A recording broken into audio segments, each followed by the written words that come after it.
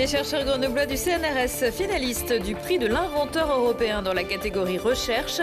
Ils ont mis au point une nouvelle approche permettant de comprimer l'hydrogène sous la forme solide d'un disque. Si votre enfant entre au collège à la rentrée prochaine, c'est le moment de lui commander sa carte tatou, une cagnotte de 60 € proposée par le département de l'Isère pour les activités sportives, culturelles et artistiques. Et puis le premier mini-festival de BD du Grésivaudan aura lieu ce week-end à Mélan. L'un des invités d'honneur, Nicolas Julot, sera aussi l'invité du JT.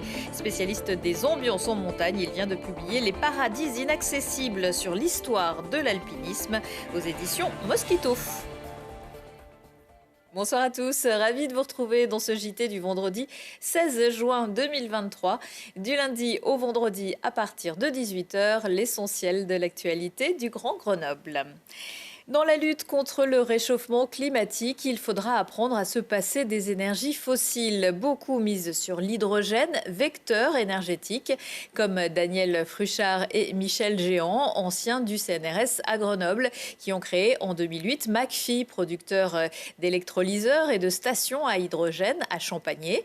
Associés à d'autres chercheurs isérois, Patricia de Rango, Alban Chaise et Natalia Skirabina, ils ont créé une autre société pour mettre en avant leur nouvelle invention, une solution de stockage de l'hydrogène sous forme solide, et sont en lice pour le prix de l'inventeur européen catégorie recherche. Mirko Pesci. Une équipe de chercheurs de Grenoble a développé une technologie fondée sur le stockage solide de l'hydrogène, une innovation déterminante dans la lutte contre le changement climatique. Nous avons stocké ici dans un disque de cette dimension, qui va faire 1 litre de volume, nous avons stocké l'équivalent de 650 litres d'hydrogène gazeux. Sous forme de gaz comprimé, c'est comme si on l'avait compressé à 650 bars, alors que ça tient à température ambiante dans l'atmosphère et il n'y a aucune réactivité. Les chercheurs français sont finalistes dans la catégorie recherche du prix de l'inventeur européen. Ce prix récompense les chercheurs dont les innovations ont apporté des réponses aux défis de notre temps. L'utilisation de l'hydrogène décarboné est cruciale. Il offre une performance 3 fois supérieure au combustible fossile, mais son stockage et son transport nécessitent plus d'espace et d'énergie. Dans le futur, lorsqu'il y aura beaucoup de voitures alimentées et avec de l'hydrogène, il faudra donc beaucoup de quantité d'hydrogène pour une station-service. L'idée générale, c'est produire de l'hydrogène sur place avec un électrolyseur, stocker dans nos réservoirs sans aucun danger, puisqu'on stocke sans pression.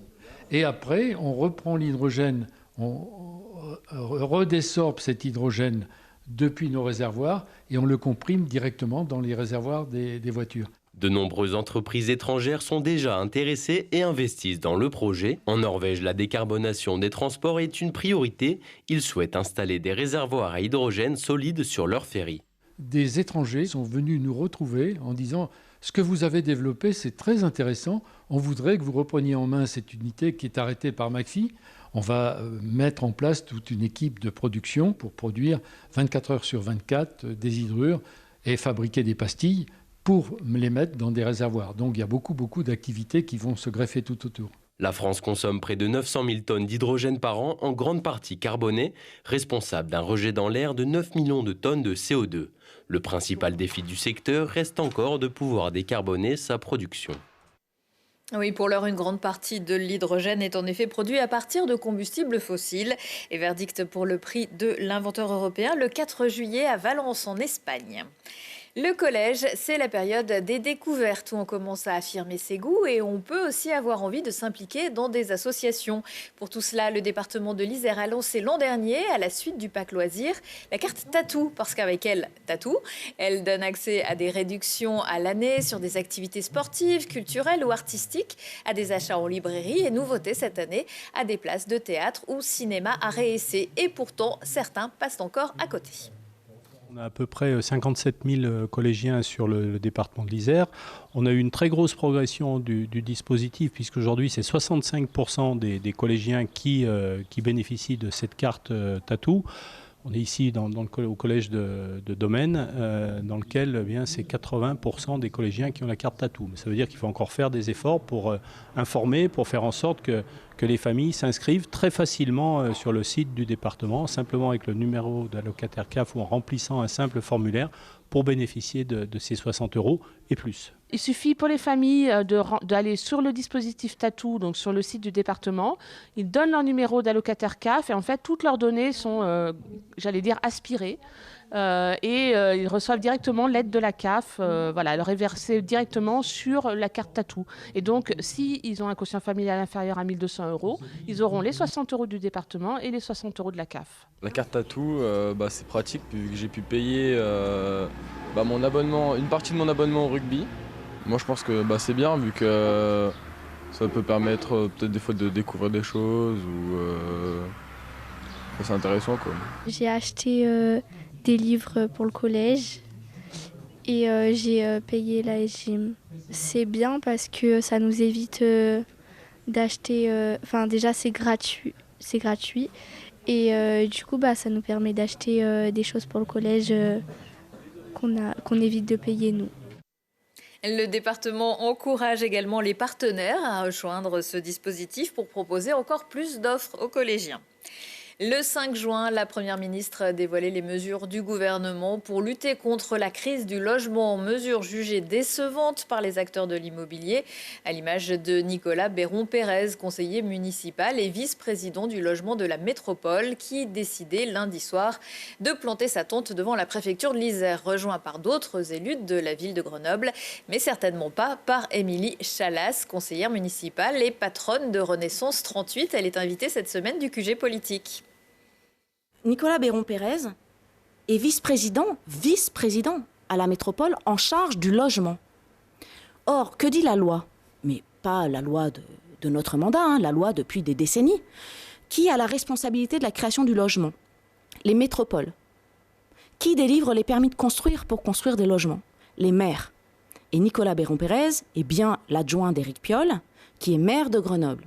Donc on a ici le maire de Grenoble qui est en charge des permis de construire.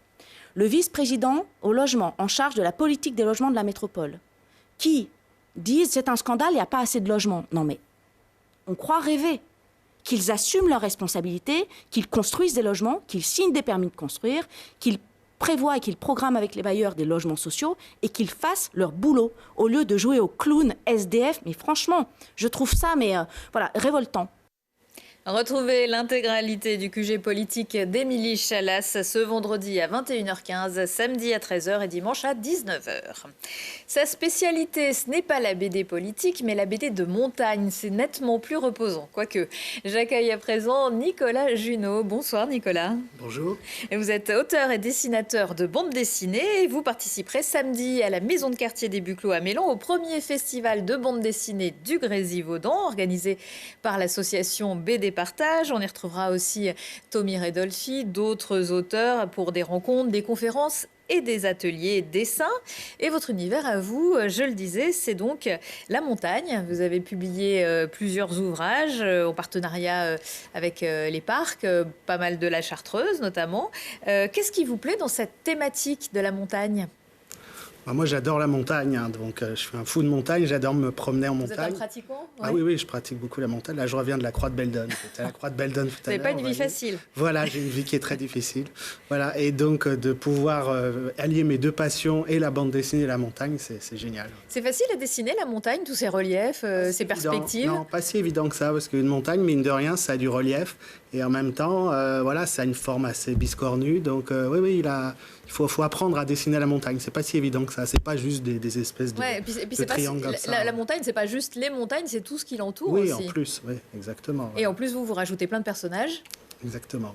Et vous avez dessiné, pour l'instant, les premières BD que vous aviez faites, c'était plutôt des BD...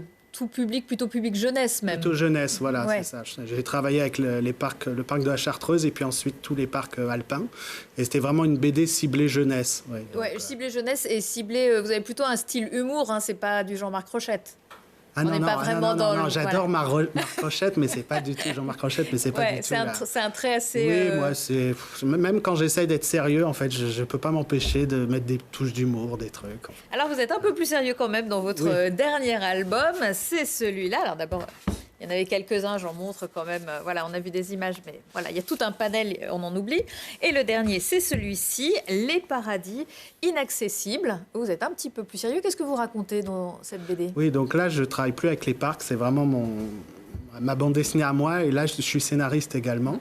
Et donc là j'ai eu envie de raconter en fait les 4 grandes ascensions des Alpes et de l'Himalaya. Donc la première ascension du Mont Aiguille, du Mont Blanc, du Cervin et de l'Everest. Je trouvais que c'était 4 ascensions très emblématiques.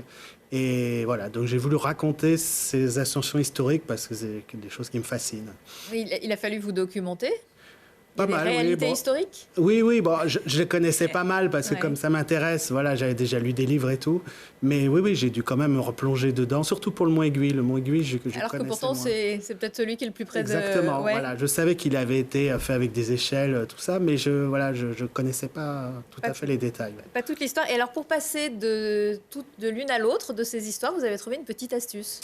Oui, en fait, quand j'ai eu cette idée, je me suis dit comment je vais faire. Est-ce que je vais les raconter les unes après les autres? Enfin, je sais pas, ça me plaisait pas trop. Donc, en fait, j'ai eu l'idée de les mélanger. Et en fait, l'astuce, c'est un personnage contemporain, en fait, qui va trouver le moyen de remonter le temps. Et donc, il va rencontrer les Balma et Paca, Whymper, tous ces gens-là. Et il va même mélanger les siècles, parce qu'il va en faire passer d'un siècle à un autre. Voilà. Ouais. Fallait quand même que ça reste dans votre univers un petit peu, mettre un petit peu de fantaisie. Oui, dans tout ça. j'avais envie de faire un truc où on apprenne des choses, mais en même temps, voilà, assez ludique, où on s'amuse bien. Ouais. Vous travaillez avec un éditeur local, Mosquito, qui est basé à Saint-Égrève. Exactement. Du coup, c'est presque au pied de la Chartreuse. Ça se passe comment? C'est plus sympa, finalement. Ah oui, bah, c'est bien parce qu'on est tout près. Et Donc puis, à chaque fois, quand il y a des retouches, etc., ça va vite. Quoi. Oui, voilà, c'est ça marche bien. Et puis là, cet album, je lui ai proposé, ça lui plaisait bien. Donc, vous avez d'autres projets ou on se repose un peu? On fait un peu de montagne. Non, là je retravaille, mais c'est pour un autre éditeur, pour les éditions Boule de Neige. Je fais un 2e tome d'un album que j'avais fait avec eux. Sinon, après, j'ai des idées dans la tête. Mais c'est vrai que cet album était très long à faire. Il est un peu plus épais que les autres. Il m'a pris au moins 3 bonnes années. Donc voilà, quand je l'ai eu terminé, je me repose. J'ai des idées dans la tête, mais pour l'instant, voilà. Eh ben, vous reviendrez peut-être nous en parler sur ce plateau ou sur celui de Si on parlait, justement. Merci beaucoup, Nicolas Junot. Et bon festival, alors. Oui, merci bien. Dans l'agenda également, ce week-end, Iris, une proposition chorégraphique de Maxime Jauré avec sa compagnie Les Vivants Piliers, inspirée de l'œuvre du sculpteur Auguste Rodin. Iris, messagère des dieux, grand nom de la pole dance. Le chorégraphe a investi samedi soir la Grange d'Imière au Pin, près de Voiron. Le support quasi vertical de la barre empêche la chute tout en la provoquant. Un spectacle court, 20 minutes, mais intense. Tu appelles ça de l'archéologie ? Je ne joue pas très bien, mais si, comme Indiana Jones, cette matière vous passionne, ne manquez pas les Journées européennes de l'archéologie en Isère. Ce n'est pas le Graal, mais quand même de nombreux rendez-vous, conférences, visites thématiques, visites de chantiers ou ateliers dès ce vendredi jusqu'à dimanche dans les musées, mais aussi sur de nombreux sites du département, de Jarry à Brande-en-Noisan, en passant par Paladru, Vif ou Grenoble. Elle n'a pas de fouet et le chapeau servira pour votre contribution. Laetitia Chérif sera en concert samedi soir à Grenoble dans le cadre du grand rendez-vous du 10 dans la jolie cour du 15e siècle du 10 rue Chenoise. Attention, il n'y aura pas de place pour tout le monde. Un festival de chansons contemporaines et surtout un concert intimiste et original auquel participent également ce soir-là Katharina Maltoral et nos sœurs. Et ce vendredi soir, je vous rappelle que c'est Mathieu Bogart qui s'y colle. Sans doute un peu moins intimiste, mais tout aussi chaleureux, la 4e édition de Carna Light, samedi soir, dès la tombée de la nuit dans le quartier de la Villeneuve à Grenoble. Un événement mené tambour-battant par la Batucavie, associée pour cette soirée à 5 autres compagnies d'échassiers ou cracheurs de feu. Avec autour du lac la déambulation lumineuse des musiciens et des marionnettes géantes et même, paraît-il, des feux d'artifice. La Villeneuve qui, comme l'an dernier, sera le théâtre des feux d'artifice et du bal du 14 juillet de la ville de Grenoble. On retourne l'actu dans 1 heure et en replay sur télégrenoble.net. On se quitte avec un autre concert, celui du groupe grenouillois Gnawa Diffusion, tête d'affiche de la fête du travailleur alpin, samedi soir sur l'esplanade de Grenoble. Belle soirée et excellent week-end à tous.